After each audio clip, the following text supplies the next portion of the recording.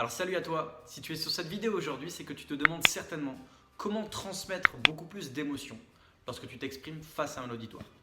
Tout d'abord, laisse-moi te dire que les émotions sont hyper importantes par rapport à ton discours, par rapport à ce que tu es en train de partager.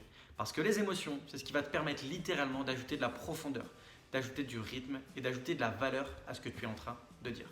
Donc la première chose que tu peux faire si tu veux ajouter des émotions lorsque tu t'exprimes face à un auditoire, c'est de te demander dans un premier temps quel type d'émotion tu veux faire passer. Il y a en gros plusieurs émotions de base. Tu as la peur, la tristesse, la colère, la joie, le dégoût, la surprise.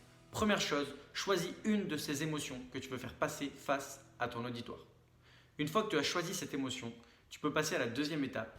Essaye de déterminer quel est le champ lexical de cette émotion et que tu vas pouvoir transmettre à travers les mots. Je vous donne un exemple. La peur, vous pouvez utiliser plusieurs mots. Angoissant, inquiétant, effrayant, redoutable, menaçant, effrayant, craintif. En utilisant le champ lexical de l'émotion que tu veux transmettre, cela va permettre à ton auditoire de littéralement imaginer les choses et de les ressentir. Et la troisième chose que tu peux faire, c'est de mimer au maximum les émotions si tu le peux. Dans mon one-man show, j'ai appris à faire une chose, c'est de ne plus dire les émotions mais de les exprimer.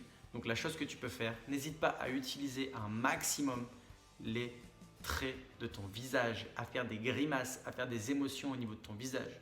De cette manière, ça va ajouter énormément de valeur à ce que tu es en train de dire. Parce qu'au lieu de dire ce que tu ressens, tu vas le mimer.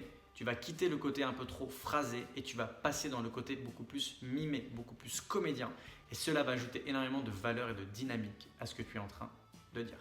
Je t'en dis pas plus pour aujourd'hui. Abonne-toi à la chaîne YouTube et laisse-moi un commentaire. Dis-moi lequel de ces 3 points tu vas utiliser. Et quant à moi, je t'en dis pas plus et je te donne rendez-vous demain pour la prochaine vidéo.